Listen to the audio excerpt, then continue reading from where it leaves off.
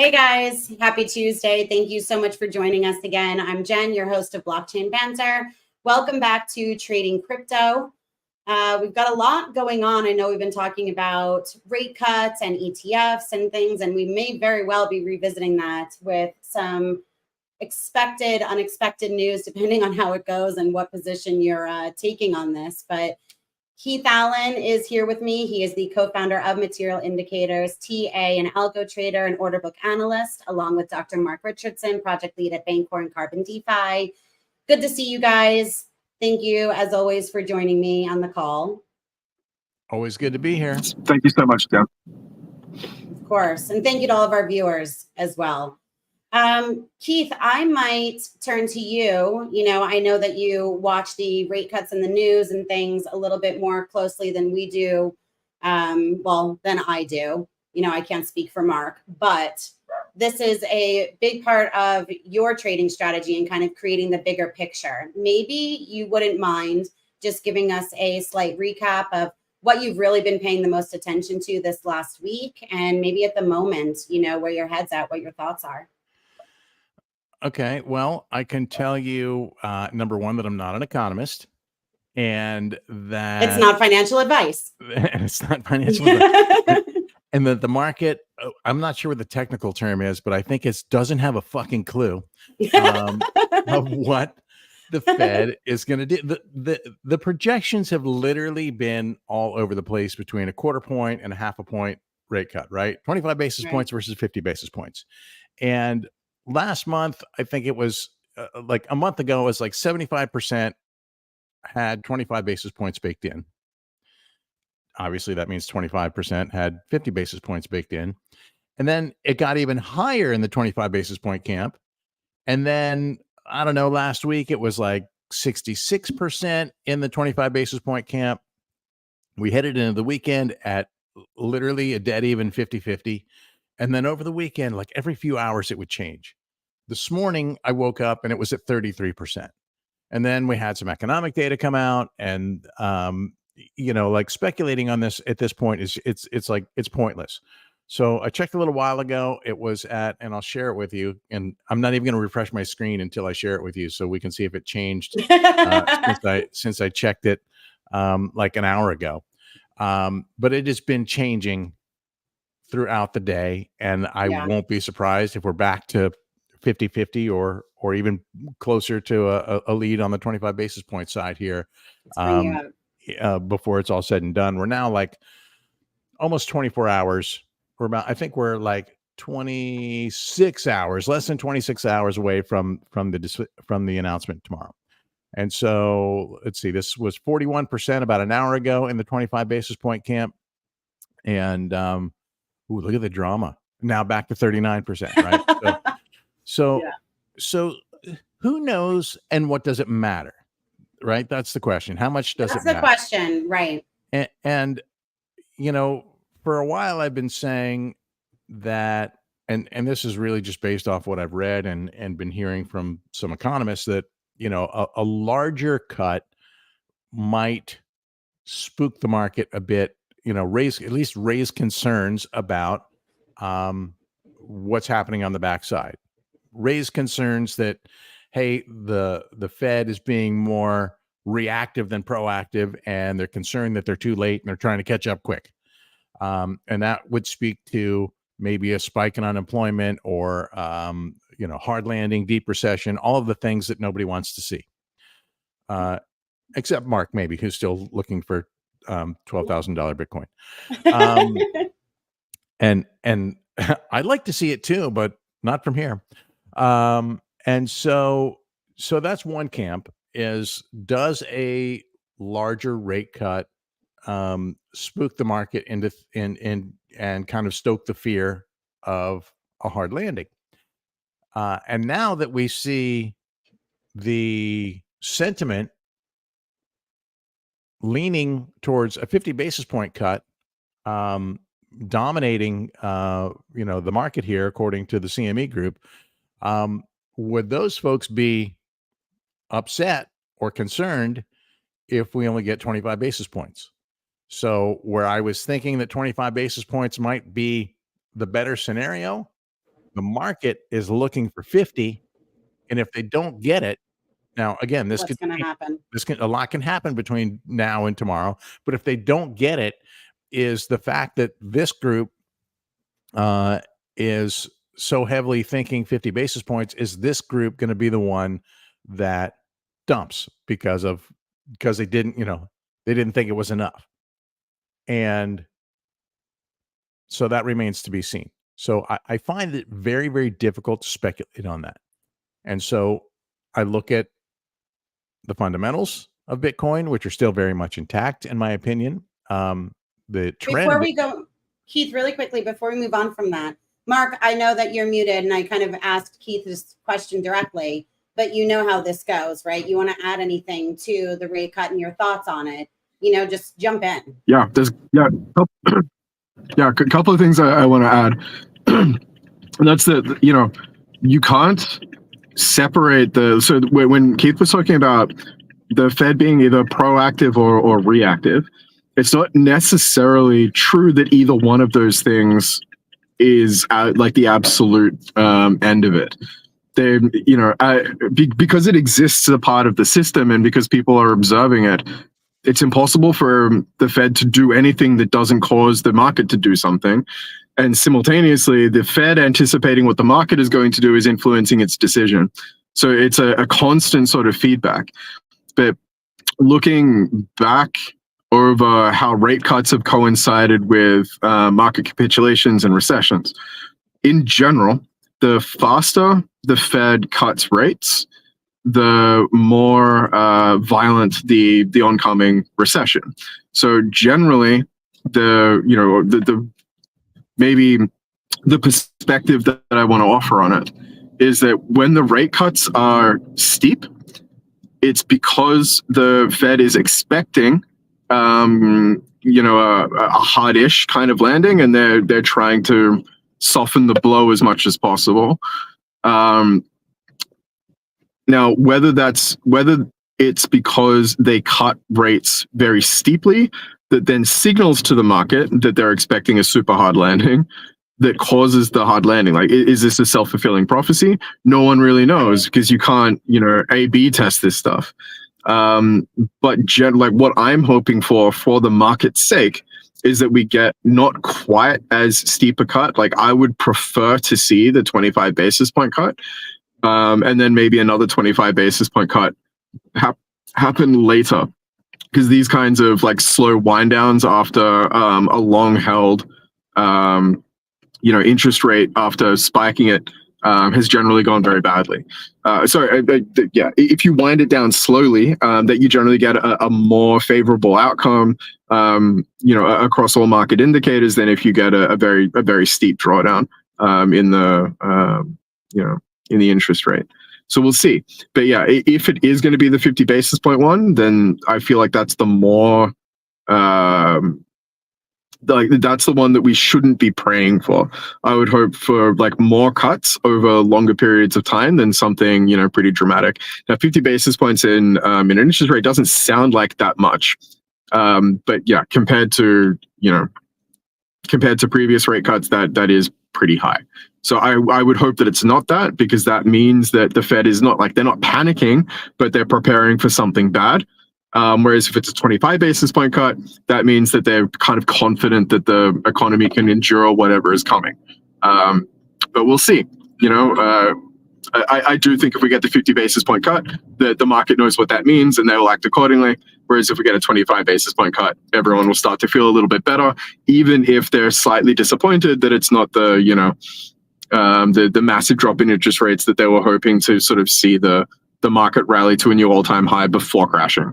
So hard to say what's going to happen next, but I'm hoping for the 25 basis point cut. We only have to wait a day longer to find out.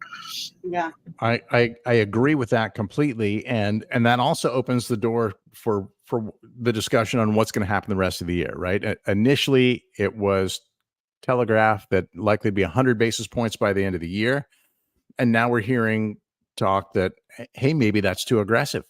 Maybe we just need to keep doing a series of quarter point cuts. And that's very sober. A series of quarter point cuts is very, very healthy. I think that the market The market generally doesn't like anything to change abruptly. If you're going to make changes, make them slowly. Meanwhile, Senator Elizabeth Warren comes out yesterday and says, I think it was yesterday, she's calling for a 75 basis point cut. That's just wrong at many levels for me. Number one, just stay in your lane. We don't need the Fed reactive to every politician, even though we know the politicians are out there to grandstand for their constituents and votes and, you know, whatever other media opportunities they can squeeze out of this. But, you know, number one, they need to stay in their lane and let the Fed remain independent, even though whatever happens, you know, they're going to say, at least one camp is going to say, oh, they're doing this just in time for the election. They're doing it because it's fucking time. That's the bottom line here. And so, you know, that's number one, stay in your lane. Number two, 75 basis point cut would really, I think, just put the market in a panic because of the reasons that Mark just said.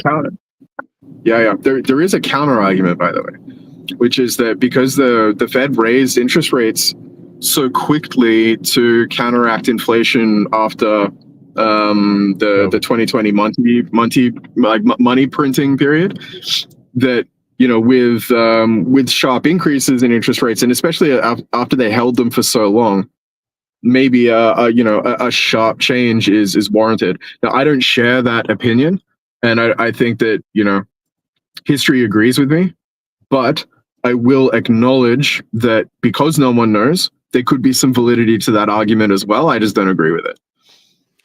Well, I think that it's really difficult. What I was saying a few minutes ago, I think it's so difficult to speculate that it's kind of a futile exercise, at least for me at this stage. So I look at the things that I don't have to speculate on. I can look at the order book liquidity and see that, you know, the liquidity that was cleared out earlier in the week was exploited, right? And so that's how we got this run. And what now, do you mean exploited? I mean when we have illiquid zones, these dark zones in the order book, right? Mm-hmm. That those are easy to exploit, right? Illiquidity really opens the door to volatility. Yeah. Where liquidity dampens volatility, illiquidity amplifies volatility. And so at the moment, we just ripped up to 61K. And guess what? This hasn't replenished yet. And so if it doesn't replenish, guess where we're going? We'll round trip this mother. Right? Boom. What price point is that bright spot at? This one is at 59 and then 58. And then we get better, 57, 56, and, you know, obviously down to 55 where it's anchored. And there's not a ton there, right? But it's insulated. Yeah.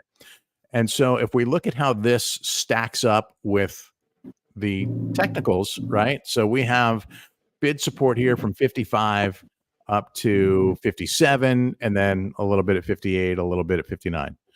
And then upwards, we're going up to 63.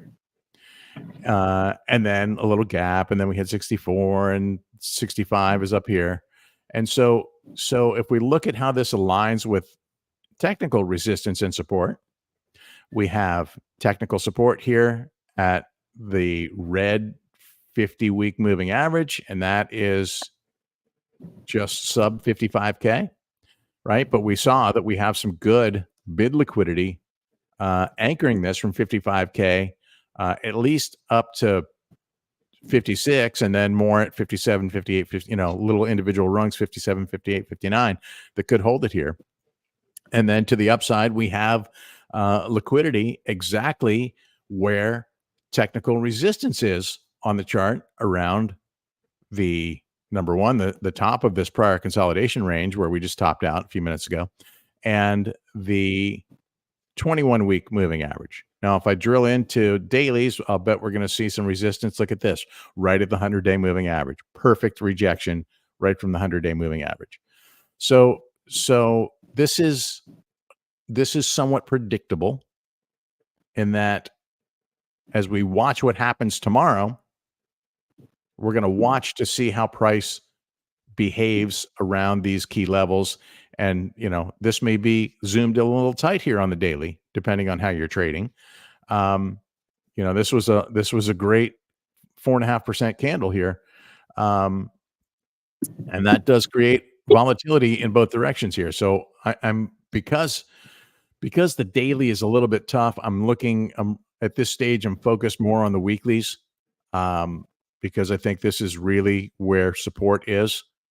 You can see we had a test down here when we bottomed out at our local low, 49.5.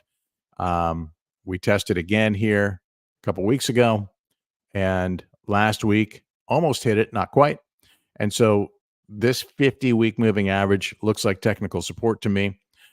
We have secondary support here at this double bottom. And of course, the trend line is below that, currently hovering around 47K-ish from here. And so, and then, look what's happening down here. We have this golden cross between the 100 and the 200 week moving averages. This is the bullish indicator on the chart, along with the technicals here with trend precognition giving us long signals as well. But the weekly moving average, I think, is more of a longer range, even a longer range indicator than what we're getting out of trend precognition here. So, we had this series of death crosses on the daily, and you look for something to resolve that, and double bottoms are something that often come into play here. So we've seen this. And so this might be it at this stage. And if not, then we have the trend line to look to as support. And this would be a last line of defense here. So Keith, let me ask you a question. Mm-hmm. Do you think it's realistically, like, the chances of this round tripping, right? To the point that strategy wise, trading wise, right? You're obviously keeping an eye on everything, right? But are you setting, like, creating bids and things for, down to those levels right now? Or are you seeing that? I will tell you that I missed an opportunity yesterday. Yeah. I'm operating a little slow these days. My wife's out of town on business. I'm running a solo effort here. I bet you're killing it too. Running a solo effort here at the house. I'm just getting out of my car. Give me a second. Oh, Mark's shopping for you, Jen. It's all good. Good. I only have a couple of souvenir requests from where he's at currently. Right, there you go. So you're asking if where I'm bidding. I'm bidding at the technicals. I'll bid that 50-day moving average. 50-week moving average. But I'm not interested in anything in between, because I'm already pretty well loaded at those levels. And so I'm just looking to pick up incremental bits that I can add to my add to my stack and my longer term position. And I'm a little light on the low to mid 50s. I got plenty from the upper 50s. Now, if it doesn't round trip this, right? Are you preparing? I just want to talk strategy for a minute. Are you preparing any asks or anything of the sort up in those upper levels? You said you have in the upper, upper 50s. So this is what I'm watching. This is what I'm watching on the uppers, right? I think it's. Yeah. I still think because we haven't broken down, I'm still optimistic that there will be a break above. Now, even with the lack of liquidity. Well, this is something I'm watching that will help me make that determination, right? Yeah. But I'm trying not to overtrade this at this point, because I'm trading a lot less actually these days, and I'm really more about building my longer term position. Okay. And so I want opportunities when they present themselves to be able to You're take not chasing advantage of them those. though. And I Yeah. do. I mean, listen. To be clear, I have bids laddered down, into these levels that we've been looking at for a long time, right? So I have The bids laddered. 40s, Yeah, low 40s. Yeah. yeah. I don't know that they'll ever get filled, but if we go there, I don't want to miss that opportunity. But if we don't break this yet, I'm okay. Yeah. And now I could see us hovering in this range between, where we are, between whether it's between these two moving averages. I think we probably would break above, maybe get past this and start working on this mid-cycle top, and then hopefully the 2021 top at some point in time. Maybe it takes till after the election. I don't know. But as long as we don't break down, then I'm okay. I'm patient enough to wait for that to happen. So if I see the breakdown, then I'm going to close some positions. I don't want to do that, but my cost basis, my average entry on everything I'm holding is still profitable. I'll be giving back some profits for sure if I do that, right? This is a longer term position. It's not a swing trade. So if I'm swing trading, then yeah, I'm taking this. If I'm swing trading, I'm taking this now because of this very clear technical rejection. Right. But as a longer, working on a longer term position, I am trying to at least get to here before I shave anything off the top, right? If we ran into resistance up here, then I might trim a little of my position to be able to reinvest when we come back down. Yeah. But I'm patient. And if it takes until 2025 to get up here, I'm okay. But if You realize it's only a couple more months, right? Right. So if we It's start, like barely even patient, that'll fly by, especially in crypto. if we break down, if we start losing these levels, and specifically, if we lose this, then I may make some adjustments. I got to analyze that a little bit further, but this for sure, if we lose the trend line, then I'm gonna cut my losses. I won't actually technically be at a loss, but I'll be giving back a lot of freaking profit that always is annoying. But at the end of the day, it's protect your net worth, right? Protect. And you will survive to trade another day, and look, the next opportunity is around the corner. And if we lose this, the next opportunity is going to be a really freaking good one. You're right. Right. Mark and I are going to go on a shopping spree. Exactly. And that I think that perspective is an important one. We just heard Keith talk about patience. That these levels to the upside, they might not come as quickly as people on Twitter are telling us that they're going to come. And everyone's got their dream price target in mind. And some of those price targets are more sober than others. You might have heard Mike Saylor recently say that he's expecting Bitcoin to get to $13 million per token. Did you see this, Keith? Yeah, I have a difficult time wrapping my head around that. Is it possible? Me too. It's sure it's possible. Of course it's possible. He is. Listen, he's so extreme that I can't almost take him seriously. I mean, listen, he's serious. He's got billions of dollars tied up in this, and he is minting, right? He's making bank. Yeah. Out of these decisions. He's never been the guy who's trying to buy at the cheapest, because his mentality is, I'm buying this to never sell, and I'm going to leverage what I own in Bitcoin. I'm going to use that as collateral to leverage money to do other things. And that's fine. Hey, maybe he could bank with Trump with his new thing after that. Maybe. But yeah, I think the point that I wanted to make is that the targets he throws out, and when he says something like buy it and never sell, or sell your house and buy Bitcoin, this is irresponsible for the average retail trader, right? This isn't, everybody's not in a position to do that. And even if they are, most people aren't crazy enough to put all their eggs in one basket like that. So I don't think that that's necessarily great advice, but it gives a lot of hope. Same with, that Robert Kiyosaki, whatever his name is, the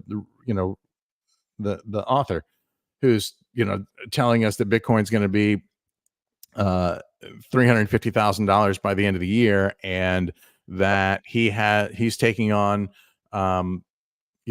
hundreds of millions, if not billions, in debt to buy Bitcoin. Okay. If you're in a position to make that bet, then go ahead, but it's risky to advise other people to do that, I think. Yeah. Yeah, and there's a couple of things that are worth pointing out surrounding, like, let's say like a reasonable expectation for the Bitcoin market price in the short term. So, for example, one of the data points I saw recently, and this was, again, I think it was just on a Twitter thread, so I haven't actually investigated this any farther, but anecdotally, a couple of people have told me that it sounds about right. And that's that the average cost to mine a single Bitcoin right now is about $80,000, which is pretty high. Yeah. And this means that currently miners are making a loss on the Bitcoins that they're mining. Now, Bitcoin has entered that type of environment a few times before. And in general, the market price has caught up to the mining price and then surpassed it. Right. This is a part of the thesis that as these things become scarce, that their value goes up. For miners, at least the cost goes up. And they kind of count on the value coming with it. Now, you could conclude from an anecdote like that the fair market valuation for a single Bitcoin is somewhere around the $80,000 mark, in which case buying Bitcoin at this price is worth it, right? This is Bitcoin trading at a discount compared to what it would cost to mine it. And think about that for a second. You can currently buy a Bitcoin cheaper than what you can mine it for. It's a big deal. So that we could look back on this moment and say, wow, that was such an obvious market indicator that, Bitcoin trading at this level was a very obvious buy. But alternatively, yeah, go ahead. Yeah, alternatively, we could also look back at this moment and say, wow, this was an indicator that a lot of miners are going to have to shut down operations, right? And the hash rate of the network could drop dramatically, or that the Bitcoins that they have mined up until this point, if they've been stashing some of them, they're now going to have to start selling in order to cover essentially the production costs of maintaining the Bitcoin blockchain and the competition that they have with each other. And so there could be a sell-off coming. Because remember, there's two ways that the mining cost and the actual trading cost of Bitcoin can equilibrate. One is that the market itself will begin to trade at parity with the cost of mining, either because the demand is going up or because the sell pressure is coming down. These are kind of the same thing. But it's also true that miners give up. And the competition to mine Bitcoin comes down because there are fewer miners, and so the average, your average success rate in mining goes up. And we're at a position now where we need one of those things to be true, and there's no way to know which one is going to happen. If there are people who are setting up miners now who are dramatically underwater, then I would anticipate the hash rate of the network to come down, and then the remaining miners to become a little bit more successful. But if people aren't switching off their machines, it suggests that they've got some Bitcoin in the bank, and they're going to have to start selling it to cover essentially the production costs, and that would cause negative price pressure. So we'll see. It's an interesting data point. And again, I haven't verified it, but I'm really interested to see how it plays out. And selling is kind of counterproductive to what they want to do, right? Exactly. They don't want to sell. So selling is really just survival for them. Yeah. Right. If they sell, and if they can wait it out, they're much better off if they can ride this out and potentially drive price up. Right. So if some miners have to shut down, those that remain will in essence become more profitable. Correct. So that's the squeeze that that the top dogs want to see happen right now, right? Yeah. And that's a good way to say it. It's a mining squeeze. It's a production squeeze. We're going to wait and see who has the resources to continue mining without being forced to sell their Bitcoins to cover overheads. And it's going to be interesting because, Bitcoin doesn't really have that many miners. There are there are lots of hobbyists and things like that, but really it comes down to 3 mining pools. And the hash rate of the network is going through the roof recently. People have really been adding ASICs, I suppose, to their inventory to mine this stuff more aggressively. Which has an escalating cost of power to run these things. So yeah, I honestly don't know how it's going to play out, but I hope that the hash rate of the network doesn't take a hit. I would like to see all of those miners continue, and for the market rate to catch up to what it costs to run them. But yeah, it'll be one of those things that I'm interested to look back in a year and convince myself what was the obvious answer. But yeah, from where I'm standing, I honestly have no idea what's going to happen. I hope that those miners can keep their head above water long enough for the market to agree with the production cost. But it's an unstable position to be in. You don't want to be hoping for stuff. You want stuff to, be relatively certain. This is a very uncertain position. Yeah, and this is a bit of a left turn from where the conversation's been, but this is, we everybody in the crypto community looks at blockchain as an innovation, largely around obviously fintech and supply chains, lots of different applications for how to use blockchain, but an innovation that can really that the whole world can benefit from, in addition to perhaps a new financial system, would be developing more efficient power, right? And so maybe when this is all said and done, because we do hear the concerns about the energy consumption on mining, right? And look at what El Salvador has done, right? They're using a volcano. There's an endless supply of energy that's not taxing the country. So that might be interesting, right? Maybe we get some new alternative sources of energy out of this, or more efficient sources of energy, or more sustainable sources of energy when it's all said and done. XBT chiming in with significant cost agnostic miners these days, which we've never seen before. That's super interesting. I honestly didn't expect I didn't expect we would ever have a cost agnostic miner. I'm not even sure what it necessarily means, unless these are people that can mine for free because they're getting power from another source or something.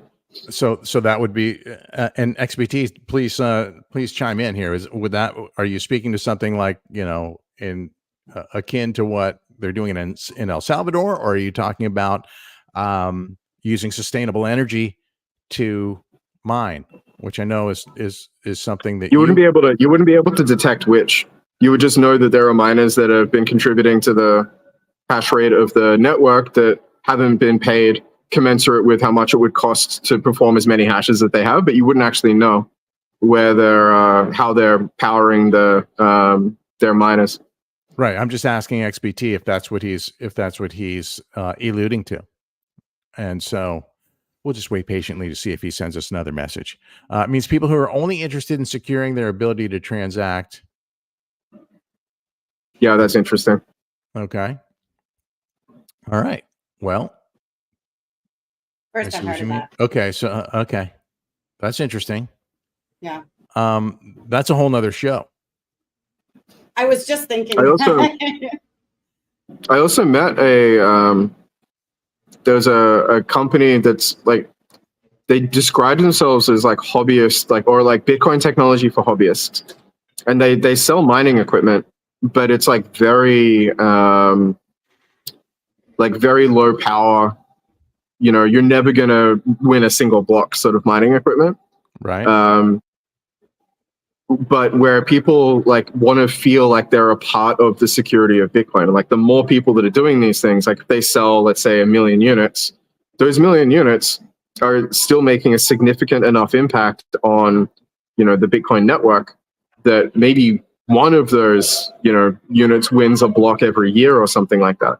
You know, And that's enough. But if one of these miners has to switch off their mining pool, that there's still like this fallback decentralized hash rate that would continue to secure it. And yeah, people are doing that more and more, where, you know, they're mining Bitcoins, but not because they're ever expecting to get a Bitcoin out of it, but just because they're interested in keeping the network secure. interesting. That's really interesting. You know, now that you mention it, I saw something posted a couple weeks ago where, you know, they're making those mining rigs, you know, basically where retail can buy them off the shelf, and one actually mined a Bitcoin. Who shared that? Former the guy who founded Twitter, Jack Dorsey. Jack Dorsey posted something a couple weeks ago. I don't know if he's involved in that or not, but that was interesting to me. Well, you know, I've zoomed out here to a 3-year chart of Bitcoin, and I pushed the contrast here a little bit to make it easier to see. And this is really, you know, if we zoom way out, here's the guardrails of the range. It's, you know, we're 50K up to 63K, and with some mid-range support here, pretty much right in the middle at 55, right? I mean, look at this. This is textbook. So yeah, you just have to wonder if, you know, a rate cut announcement tomorrow breaks us out of this, or if we hang in this range for even longer until we get through the election. And the only thing that will clue us in, because we could speculate till we're blue in the face, is just watching to see where liquidity moves along the way, and if it starts. What's the total asking depth at the moment? What's the depth on asks? You mean like just for this range, or all the way up? Yeah, up to what's that number? 80K. Okay, well, let's see. From where we're at now, Mark, I'm gonna let you do the math real quick in your head. There's 47 million plus another 45. We'll call that 92-ish. 19. Yeah. And then another 20. 110. Another 31. 140. Another 17. 18. 160-ish. Yeah. Another 15. Where are we right now? At 66. 115. So that's 130 million. Yep. Another 20. 150 million. Another 24. 175 million. We're using round numbers. And then 54 stacked at 70 at that 70K level. Was that 180? We went from 175 plus another 175. 54. Okay. So that's what, 230. Okay. And then another, we'll call it 30. 30. Plus another 36. So 260 to 96. Another 31. I mean, you're upwards of 300 million up to 80K. Yeah. So we got about $1/3 billion between 60K and 80K. Yeah, and this is one exchange, mind you, right? And so doesn't be more than that. So what I'm looking at more is what's our near range, right? Just in terms of the battle right now is essentially a tug of war, right? And or ping pong, perhaps. and these are the boundaries. And so you can see that last week we had this bright spot down here, and that's helped push us up. And now the upside is gaining some strength again, and the downside is slightly weaker. Not a lot, but slightly weaker. And so if price can hold here, right? I expect price to hold here for sure. And if it doesn't, that may speak to the end. Because once we start moving up here, if we get to 70K or we clear 69, where we have that, all that history, we clear that, then I won't be surprised if we start seeing some of these asks here start drifting higher, right? Mhm. So this is likely to start dynamically shifting a bit. For the past several months, we've seen it dropping lower, right? But once price gets up here, if price can make it up here, then why wouldn't these guys raise their asks, unless, of course, they're trying to protect shorts? Yeah. Which certainly happens, right? That's a lot of what's going on. And so at the moment, our immediate hurdles, we got at this, we just touched 61 and change, right? But we're basically dealing with 48, another 46, 90 some odd million, another 20. I mean, we got a good 150 million just to get to this mid-cycle top or so. And then down below, what's here? 40, another 40, 80, another 7, another 25. So it's a slight advantage to the upside in terms of resistance. So resistance is a bit stronger than support is. But I expect to see the dynamics of this whole thing change here over the next 24 hours, at least a bit, to, in a reaction to the Fed cut. Yeah. So maybe, like I said, is a round trip possible? Yes. You see that the market is still trying to grind through some of this, right? We had a bit of a pullback off of the peak here, but doesn't mean it's over. And it might be, but not necessarily, right? They started buying again. So what I want to see is some bids stack in above 60K. There's very, very little there right now. And this would be, I mean, this is a free fall, right? If there's one market sell, and not a very big one, it takes nothing to get back down here and round trip this. This is when you set your orders at that. What's that? Right? Set your orders there. I mean, if it's a free fall, right? If all it takes is one, right? But it's you have to be concerned. You have to be careful that you're not catching a falling knife that's gonna exactly. Dagger that's gonna go through you. So you're thinking that not only is it going to go down to there, but it's going to keep going. Well, it could conceivably. This is why I watch the CVD, right? If it falls, fine, let it fall. But I'm going to wait for buying to resume before I buy. Okay. And so where I will put a bid, or where I told you I had a bid, which is deeper in the trajectory, is here on the technicals, right? So I'll pick one up here. I'm happy to pick one up here, and if I'm wrong, if it's going down further, then I'll have a stop on it and it'll close. But I'm optimistic that this level is going to hold. The MACD on the bottom of that chart, has the blue line just crossed negative? On which time frame? On the check the weekly for me. Okay, on the weekly it hasn't crossed yet, but we can see that. How close is it? Let's see if I can. Is it like touching it? No, not okay. yet. It's slightly above still.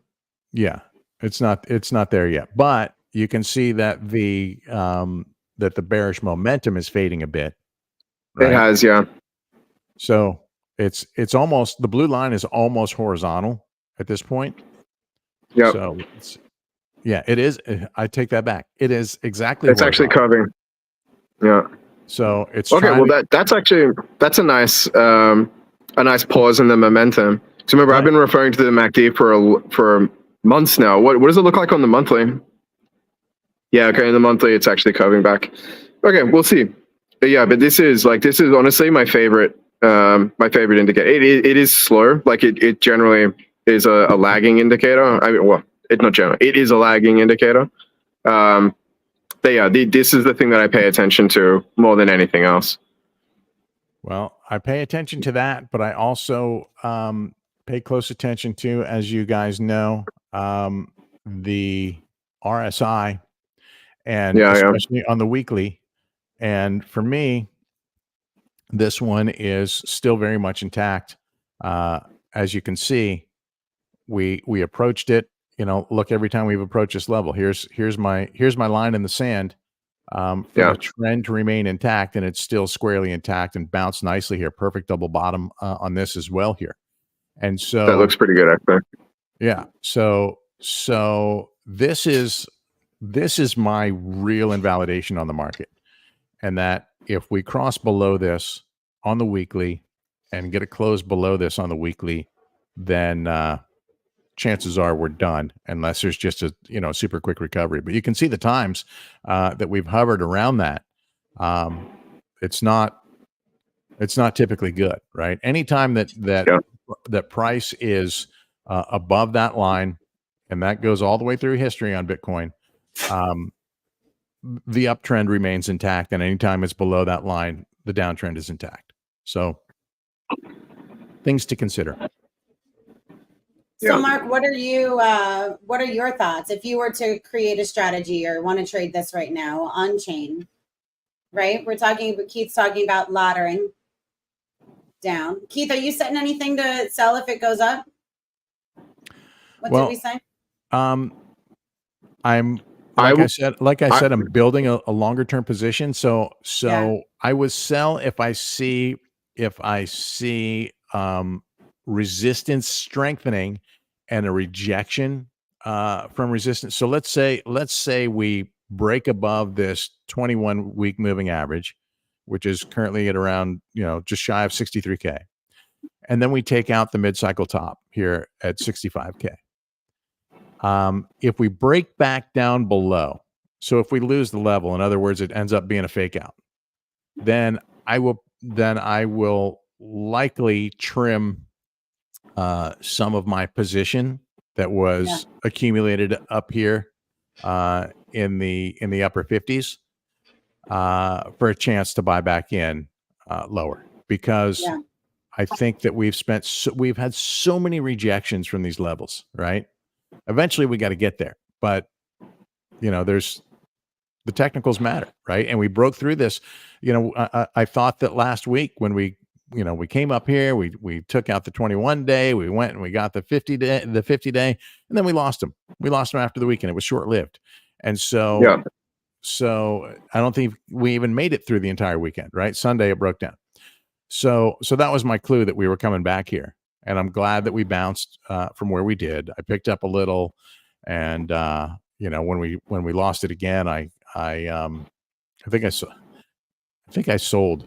I bought and sold one quick, and then because I didn't think it was going to pan out. Of course, if I had held it, I'd be doing better than I did with it. But again, the idea is to preserve your capital and try not to lose money as frequently as you can. Well, it's like you said too. I'm asking you how you're playing this. You were talking about patience earlier, right? So you might not be doing anything right now. More so just, curiosity and maybe insight for some, or something to consider for our viewers, Yeah, I mean, if you're trading, there's opportunities, right? This volatility brings opportunities for sure. But I would say if you're shorting, you better have tight stops. And be prepared and be prepared for squeeze, because here's the evidence right here. Everybody who said, "Oh, we're cutting, price is going to dump," well, here you go. So we'll see what happens tomorrow. I do think this is, especially because there's so much mixed sentiment on what the actual cut's going to be. I do think that this is to some degree going to be a buy the rumor, sell the news event. The question is, how much of a sell-off do we see? Is it just a little pullback, or do we go deeper? And if there's bids up here to support it, then we're not going to go very far. So Jen, to answer your question, like I wouldn't, I know I say this all the time, but I'm not buying here, but I'm especially not buying here. If you have a look at the liquidity that Keith was referring to before, and what he referred to as the free fall. Imagine, if I if I offered to sell you something, let's say a gold coin, for $1,000, and you looked at how much I'm buying those gold coins for in the shop that I'm selling them to you at. And so I'm telling you, you can buy it from me for $1,000. But if you offer it to sell it back to me, I'm only going to give you $900, right? You might feel better if I was offering you $999. It's like, yeah, if I change my mind, I can sell it back to you and only make $1 loss. This is the position we're in right now, where all of the bidding liquidity beneath us is basically exhausted. So you can buy Bitcoin now at a premium, and if you change your mind, I'm not saying it's now. a long way. No, I know, I get it, but I just mean that it's a long way down. Right, bids if there is that sort of free fall. That's what I'm saying. Okay, so let's put yourself in that position. If you were a rival gold coin dealer, how would you compete in this market? Because you could offer gold coins at maybe a slightly higher price, but then offer them a slightly higher buyback price, right? So say, look, this gold coin is going to cost you $1,005, but you can sell it back to me for like $990. Whereas this other guy, sure, he's selling you a cheaper gold coin, but if you sell it back to him, it's a much sharper loss.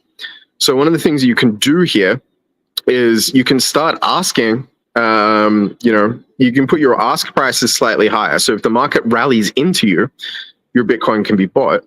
And then you can put your bid prices slightly higher, so that if it pulls back, you'll be the first to traverse that distance and cover the spread. So yeah, if I was doing this, I'd be having my asking prices pretty close to the current asking price, because I don't think that we're expecting like a massive rally to the upside. And again, don't bet the bank on anything that I ever say. And I never, I know I talk about trading every week, but I actually don't trade with an enormous amount of my portfolio. But yeah, looking at the market, the way that it currently is, I wouldn't want to be the person who's buying at this price when I think that I could buy a lot lower, right? The round trip that Keith is referring to. And remember, Bitcoin is one of the only charts in the world that prints this thing called a Bart-Simpson pattern. And it's generally because the bidding liquidity behind it doesn't get replenished fast enough as the bids are taken. And so we could round trip it. We could round trip it very quickly. And I would prefer to be the person that's buying at the bottom of the round trip. Right, well, I'm saying, are you going to wait for that, or are you going to set some orders in advance in case it does happen for that? That's what I'm saying. So, what I'm saying is it's always better to make. I think spot trading is dumb. I don't like posting orders with uncertain results. I prefer to have certainty on execution. And so I would be going to the book and putting in a bid at about 5% below where we currently are. If I was desperate to buy a Bitcoin, I wouldn't buy it at the current asking price. I just realized we're at the top of the hour, but Keith, really quickly, just because Mark had made that comment about spot trading, do you spot trade generally, or do you stay away from it as well? I spot trade, and I don't trade leverage. So I actually finally have some futures instruments that I can trade domestically, but I haven't gone there yet. But my question to Mark is, all this talk about, I know the gold coin was an analogy, but I know that you would really probably, if you're investing that cash, go for World Liberty Financial Coin. So you can get a piece of history and be part of what is potentially the greatest Ponzi of all time. Yeah, you can double up on Mike Saylor and say that everyone should sell all of their Bitcoin to buy World Liberty DeFi or whatever it's being called. I think this will be the first time a president of the United States has actively started their own project. So how can you possibly stay away from this? For anyone that's immune to irony, I'm being sarcastic. Please don't buy Trump's DeFi coin. I tried to listen to his spaces last night. What did he say? Well, he's fresh off the heels of a second assassination attempt. I mean, that's not funny, but it's amazing that he went from assassination attempts to crypto Twitter Spaces. Right. Well, just crazy set of circumstances. But it was evident that he supports he crypto, is what he was saying. I was listening to it as well. His sons are really the ones spearheading this. It's clear that he doesn't really have a firm grasp of what this industry is and what it does. Yeah. All he knows is that, he sold NFTs and he made money, and he was surprised that he made money on, how quick the NFTs went. And he knows that his own family is suddenly having trouble getting banked. And so this is something that they seem to be working on because they know it's a problem because they're having the problem. And they, basically the analogy was, gosh, if we're having this kind of problem, imagine how average people, most people who don't have billions of dollars and haven't built real estate empires and changed the skyline of New York, or been president of the United States, imagine how the rest of the world, the unbanked and the underbanked, are doing. So the angle is, gosh, we're being treated unfairly and you're getting treated unfairly, and we're going to have an opportunity for you guys to borrow money. Right. Is essentially what they're doing. But I mean, I can't imagine a project with more red flags. I really can't. But yeah, it's really bizarre. And I haven't done enough. I haven't done, to be fair, I haven't done enough research. You do your own. I'm taking it at face value for what it is. He's doing it under a regulatory exemption. So the only people that are allowed to participate are like KYC'd, like accredited investors and things. So like even from like a DeFi perspective, and I'm not saying that this is good or bad. I'm just saying like it's not really DeFi. Like it uses How the much blockchain. of DeFi is really DeFi anymore, Mark? It's not. No, I mean that's an interesting point as well. On-chain isn't really on-chain. DeFi isn't really decentralized. So we can't pinpoint one project. You said anymore. They don't fall into that category. You said it. No, I will. Well, I will say, like Bancor is very much decentralized. Mark, you could speak to that better than I can, but I will say that as the industry goes in different directions, now all of a sudden it's off-chain transactions. There's a lot of off-chain components, whereas before it was very much on-chain, on-chain, on-chain. Then there was this sort of compromise where it wasn't, okay, it all needs to be decentralized because this is the ethos. This is what this is. Then it was like, okay, well, in order to achieve this, we're going to have some centralized components, but we're willing to make that trade-off.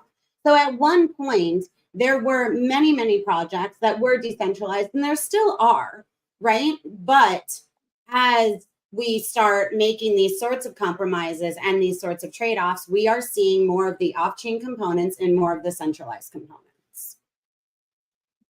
And that's fair and accurate. I think, I've always, since we first started doing this, if you go back to shows 1 through 5, my concerns about DeFi were that I wasn't seeing enough D in DeFi. And however the industry is evolving, we know that's going to happen.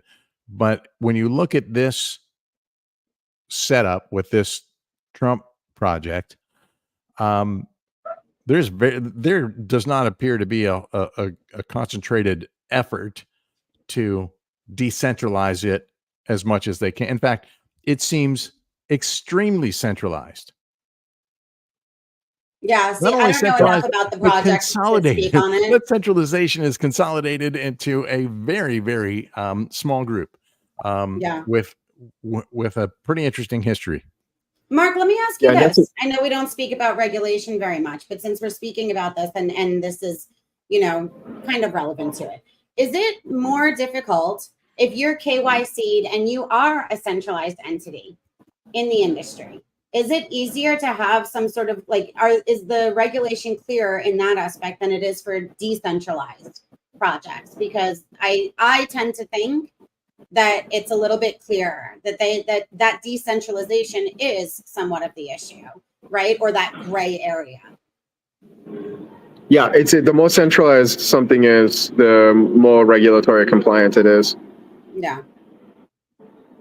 Okay. I mean, Well, we can it have a whole depends on. show on this, I think, Yeah, so I mean, it's not enough to be centralized that you're now compliant, because you can be, Of course. you can be centralized and completely uncompliant. But the advantage that you have being centralized is that acquiring the licenses and doing the reporting, and setting up the legal entities and everything else is like very well defined.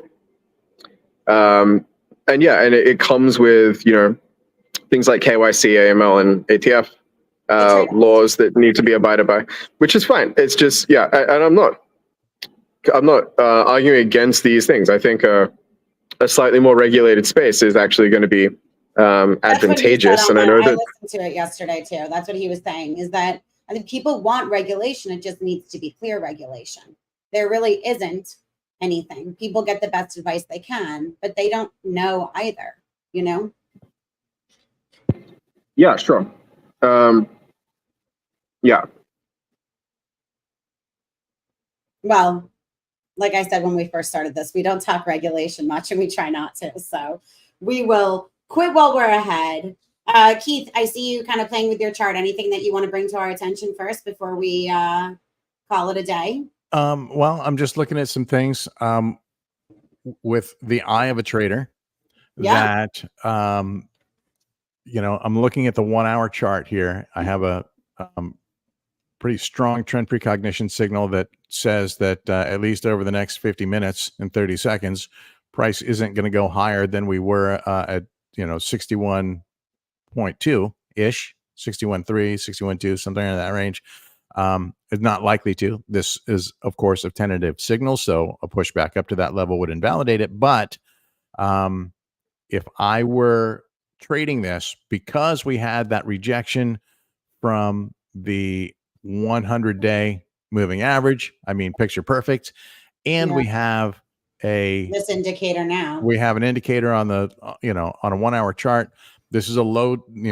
If I was scalping this or swinging it, I would probably close. Yeah, I agree. We got one more comment from XBT4D. By the way, thank you. We always enjoy having you on here and hearing what you have to say. So I love when I see your comments pop up. MSTR dumping while BTC pumping is very unusual. Have you guys noticed this at all? I haven't noticed. No, because MSTR is MicroStrategy, which is, of course, Michael Saylor's company, which has pumped so largely because they hold so much Bitcoin on their balance sheet. And so when price goes up, I believe they go up.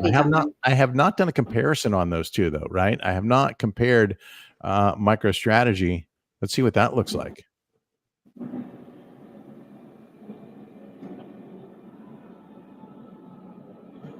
Let's look at it on a new scale and see. Now let me clear out some noise. It's like the typical trader. It's just lines and indicators and colors. I got way too much going on here. There's art there. There is art. Let me clear out some of the noise of the art and see if we can make sense of what's happening here. I'll even take out the moving averages just for clarity's sake. And so that's the Bitcoin USD, right? US dollar. Right. So MicroStrategy down after Friday. Okay. So we had the weekend. That doesn't count for that. Well, the weekend doesn't count because they don't trade. But at the moment, we're seeing a pullback, obviously, on MicroStrategy. What's their day? What's the daily? where were they yesterday? They're up at 134 down to 129. And so, yeah, maybe this is in anticipation of tomorrow's rate cut. Who knows? You know, those are retail traders who hold that and maybe anticipating tomorrow's rate cut decision and the impact it might have on the market. Let's see if we got a change over here. And I'm going to take one more look, a little change. It's interesting. When we first joined or started the call, it was 59.41. Right. And it's been like this since, you know, for days. Yeah. I want to real quickly look at the broader market, I guess, and see what the indexes are doing next to Bitcoin here today. Got to zoom this one out a little bit and get it the right size. Okay, so look, S&P is down, the Dow Jones is down, NASDAQ is up a little bit. This doesn't resolve until later, I don't think. And Bitcoin's up today. So are we seeing a decoupling happen at this point? Could be. Too early to tell. Yeah. Too early to tell, but look at the last few days. Yeah. Interesting. Yeah. Oh, so much more to look at today. We'll have to, you know. Thank you guys so much for being up here with me. I always enjoy our Tuesday calls.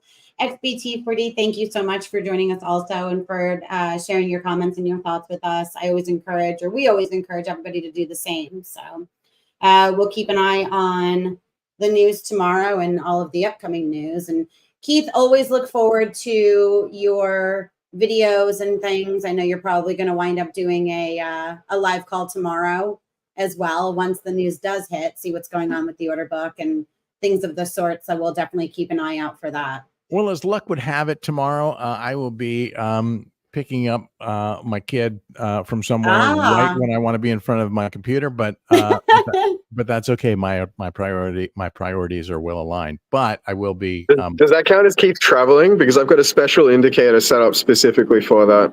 No, this is local transport. I'm not going. Okay, good. Okay. College. I'm going to pick up my. I'm not panicking now. I'm sure we'll see it. If it's not right when the news comes out, I'm sure we'll see it. Right. I always recommend everybody keeping an eye on Keith and the material. It's funny you say that, Mark, because it's like, you know, I joke about when I go on trips that the market always moves on me when I'm traveling, but it happens a lot too when I, you know, am out and about. Didn't your community members tell you to let them know the next time you were going to be traveling? I think this is where this originated. I joined my private group. I've hacked Keith's Google Calendar, and I know all of his travel dates. If I get it right, if you put an air tag on my car, you can tell when I leave. You'll know. Exactly. We know how to play the market. Right. Exactly. Well, Mark, I know you're traveling. Be safe. Keith, enjoy your afternoon tomorrow. I know it's nice. You always enjoy your family time. And like I said, if not tomorrow, right when the news comes out, you know, I'm sure we'll see something from you following the news and what's going on with, you know, fire charts and the liquidity and the order book and stuff. So definitely recommend everyone keep an eye on that. I will. I'll probably do something in the morning prior to just to give everybody a snapshot of what the order book looks like as we head into it. And, you know, that for me, again, is where I'm going to gauge what the volatility is going to be like tomorrow, right? Yeah. And look, just in the last few minutes, we see, you just saw this change right before your eyes, right? We had some support, now we got resistance, and they're trying to push price down a little bit. We'll see. The buying, the selling actually has leveled off a bit from whales, and they're actually starting to buy a little bit here into this liquidity. So I think we could still hover in this range for a little while. We'll see. I mean, what I want to see tomorrow morning is more bid liquidity up here above 59, preferably above 60 to have a shot at moving here. If not, then this very easily gets absorbed. It's very thin right here. That bright orange band, the first one to the downside, what price is that on? This one? Yeah, 57. Yeah. I put Keith's the Material Indicators Twitter X account MI_algos. You know, I talk about waiting and then keeping an eye out for his videos and things and his analysis. But for anybody who doesn't know his X and his Twitter account, it's there. Thanks, I appreciate that. And yeah, for sure. Yeah, guys, Awesome. check it out. We'll talk to you guys. Go ahead, Keith. Sorry. I was just going to say, I do the lives pretty much daily. And Monday through Friday, and so you can catch those. I stream them live to the X channels, but also on my personal YouTube channel at KA Pro Trading. So you can find me. I'm easy to find. Unlike the majority of crypto X or crypto Twitter or whatever we want to call it these days, I'm pretty transparent about who I am and what I do. Very transparent about who I am and what I do. Not, I don't have anonymous channels and secret aliases. What you see is what you get. We won't find you deleting your last week's tweet. Is that what you mean? I own my mistakes. Awesome. Well, you guys are fantastic. What a concept. Thank you again. Definitely keep an eye out for that, and we will connect, next Tuesday for sure. All right. Thanks, guys. Have a great rest of the week. Good luck, everybody. Thank you, Keith. Thank you, John. Stay safe. You too. I will. Thank you. Thank you to all of the viewers. We'll see you next week. Ciao.